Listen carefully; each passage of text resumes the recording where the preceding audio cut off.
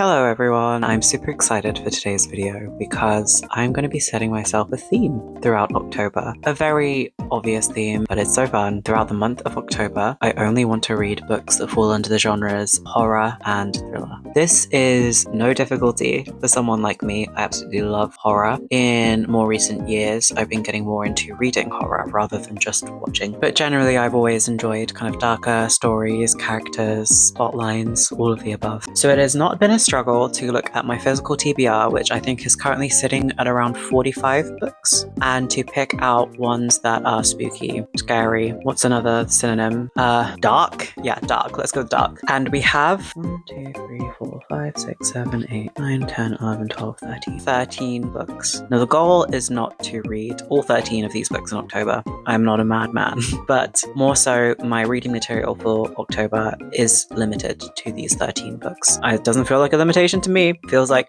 fun. I don't even know if I'm going to be able to pick up these books to show you the whole stack. Let's try. Oh, no, we did it. She's looking gorge. I'm falling over.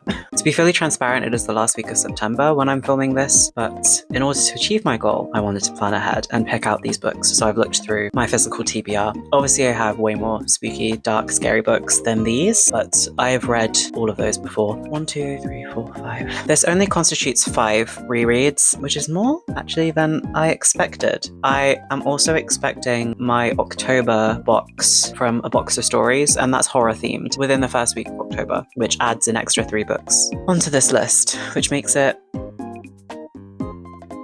16. I can do maths.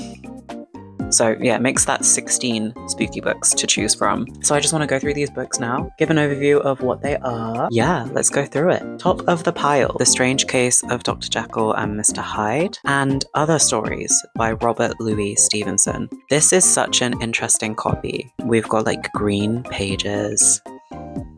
Smells old. This was in a pile of books that were going to be given away by a family member, and they asked if any of them wanted to be rescued. And I was like, yeah, I'll rescue this one because it's spooky. I have never actually read this. I think this is one of those books that is sometimes studied in British schools. It was not chosen on my curriculum. I know the basic concepts of Dr. Jekyll and Mr. Hyde, but I have never read it. So it will be very interesting to finally get the understanding of what this story is and why it's so famous. And also other short stories. I think it's always nice to have a short story collection in there too. I've just realized how short I look. Hang on. I was slouching down in my chair a little bit. The next is 3 books of my rereads. No, 2. Hang on, I've miscounted. I can do maths. 4 rereads. Oops. Anyway, that is MadK by Ryo Suzuri. I don't know how much I can show and talk about these ones, to be honest. But yeah, I have read volume 1. Look at this art, so fucking cool. Volume 2 and volume 3. So I have read the first 2 volumes. Volume 3 here is the only one I've yet to read. How do I talk about MadK? Okay, MadK follows our protagonist Makoto, who has an unusual fetish. Essentially, he would like to be...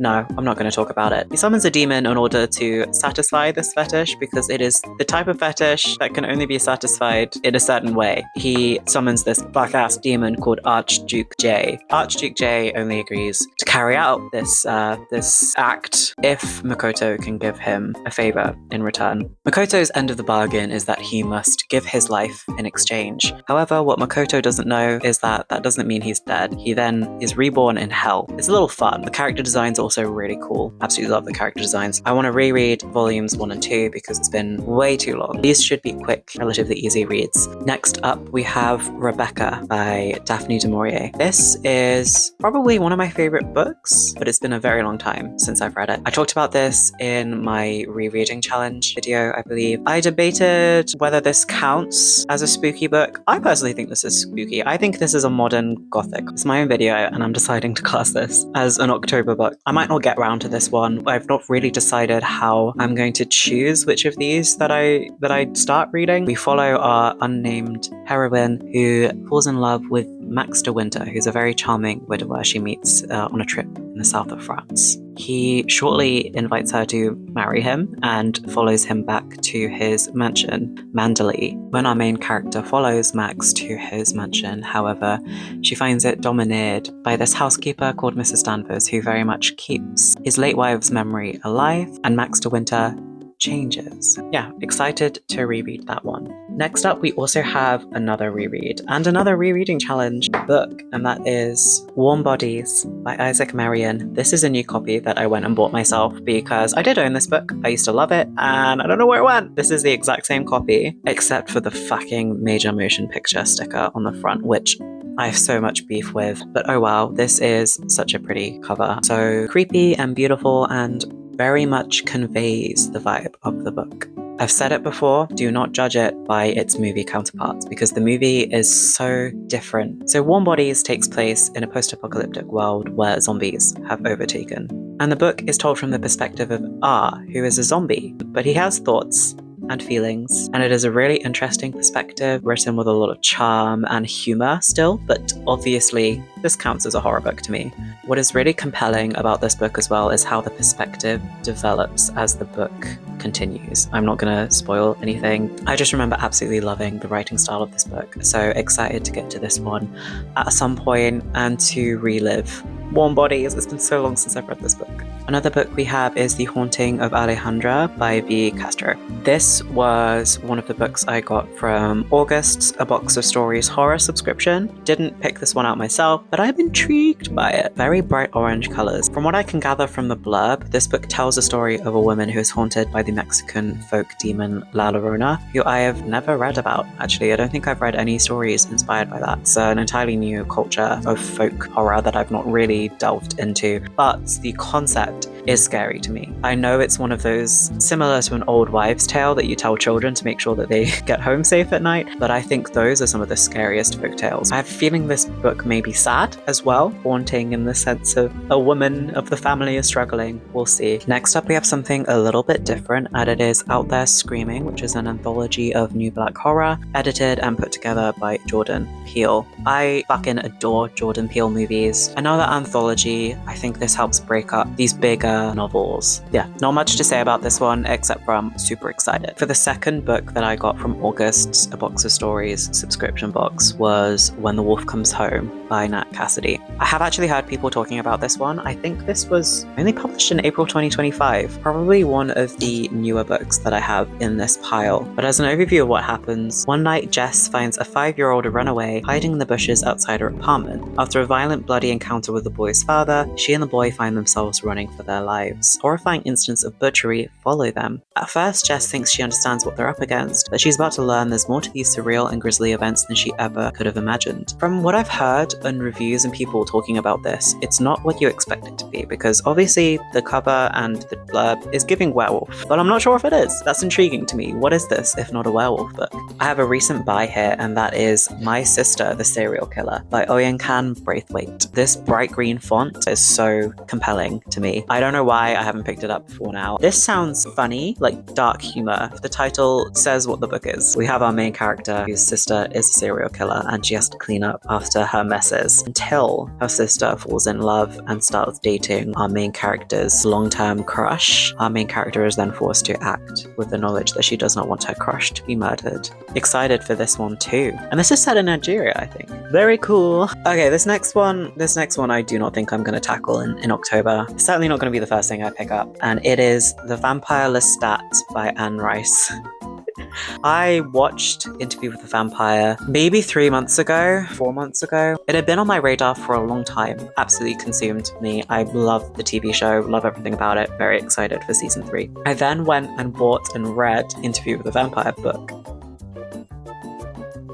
It is not the same. I did not know just how much liberty the TV show took with the original story in terms of characterization. For those of you who know, you will know. Interview with the Vampire is written it's very indulgent, and I did not really enjoy reading Interview with the Vampire. However, The Vampire Lestat is from Lestat's point of view, and I am interested in understanding how that's written, and potentially will be a bit more entertaining. But yeah, it is a big boy.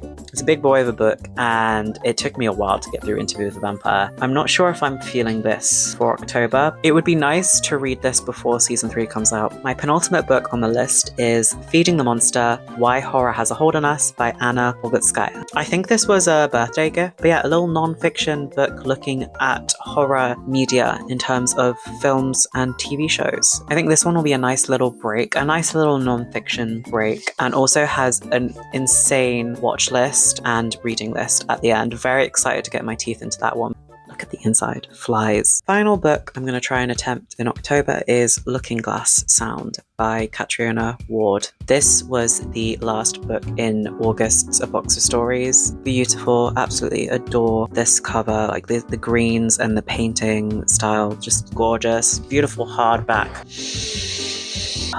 This one is also very compelling to me. We follow our main character called Wilder, who had what sounds like a very traumatizing childhood with a figure called the Daggerman who stalked him throughout his childhood. Wilder's childhood friend Skye stole his manuscript for this memoir and turned it into a best-selling novel. Skye has since died, and Wilder wants to take his revenge by writing this memoir after Skye's death. However, as he's writing, he starts to see notes in Skye's handwriting and realizes that events in this book are starting to seem eerily similar to what's happening in real life. I'm also kind of wondering if this is like eldritch horror vibes. Are we gonna get a Cthulhu? I don't know why I'm thinking Cthulhu. Maybe it's all the green. It's like looking like a seaside town. There's also mention of a drowning woman that no one else can see. I'm manifesting Cthulhu. I don't think Cthulhu will be manifested. I don't think that will happen. Overall, 13 books. When my horror box arrives, I will definitely do a video showing those extra 3 books. Who knows what priority will then come from this. I'm sat amongst my books right now just thinking, oh my god, which one do I get into first? I'm in my element, truly. Stay tuned to see me read some of these books. I think it will be a fun time. I cannot retain the number 13 in my head. Isn't 13 also the unlucky number? That's really fucking funny.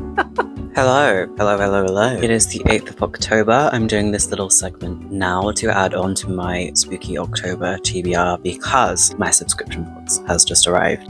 Here we go. It remains unopened. I've been so good. So we should have 3 extra books to add on to the Spooky TBR, giving it a total of 16. Obviously, I'm now in the future. It's the 8th of October. I have read some of those 13 books that I listed in my previous segment of this video, but for the sake of this video, that hasn't happened. Okay, let's open this. Our beautiful box. Let's see. And here we go. I hope you're hungry for nothing. Guys, oh my goodness. The covers of these books. These are fucking gorgeous looking. I am a tad concerned about reading these blurbs because I have been spoiled by previous A Box of Stories subscription books, but that's not like the subscription box's fault. So the first book we have is The Others of Edenwell by Verity M. Holloway. This is a very pretty cover. And then pretty obviously the bookmark associated this little guy. I actually like this bookmark a lot more than any of the previous ones I've received. It's also got like that kind of not dewy, what's the word? Balmy feel? I don't know how to explain books clearly. Norfolk 1917. Unable to join the army due to a heart condition, Freddie lives and works with his father in the grounds of the Edenwell Hydropathic, a wellness retreat in the Norfolk Breaks, preferring the company of birds who talk to him as one of their own over the eccentric characters who live in the spa. Bathing in its healing waters, Freddie overhears their premonitions of murder. There's a whole other section to this blurb that I'm not going to read because I just don't want to know. The next book that we have is The Book of Witching by C.J. Cook. Again, another beautiful cover. Separated by 400 years but bound by the Book of Witching, 2 women stand in peril. Glasgow 2024 and then Orkney 1594. So I think this is like a witch trial book. Glasgow 2024. Clem waits by her daughter's hospital bed. Erin was found on an idyllic beach in Finhallow Bay, Orkney, with catastrophic burns and only one memory. Her name is Nyx and she must get rid of the book. And then Orkney 1594. Accused of witchcraft, Alison Balfour awaits Balfour.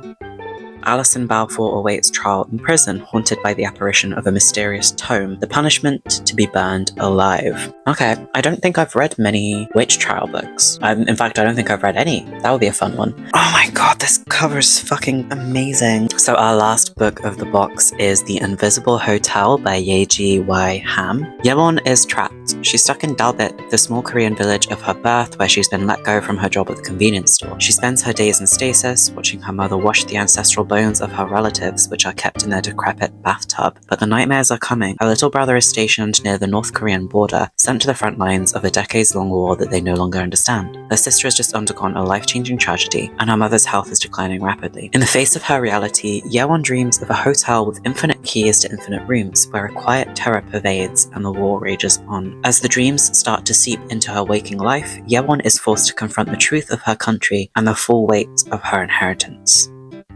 Ooh, I like that because it doesn't really tell you anything. What does this book look like naked? Oh, white. I guess invisible. Okay, I'm super stoked for these actually. So because I'm future Jace and I know what I've done, what I've been doing is adding these books to my picker wheel, my TBR picker wheel seen in my September TBR video, and spinning to pick what books to read next. So I'm going to add these 3 to my picker wheel, and when I next spin it, they'll be in the mix. Anyway, so that is the full extent of my Spooky October TBR. The final numbers are coming in at 16 books. I hope you enjoyed this video, and I will see you in a reading vlog, maybe early November, where I talk through all the books that I've read this month. I'm so excited. I'm loving Spooky Month already. I will see you soon. Bye bye.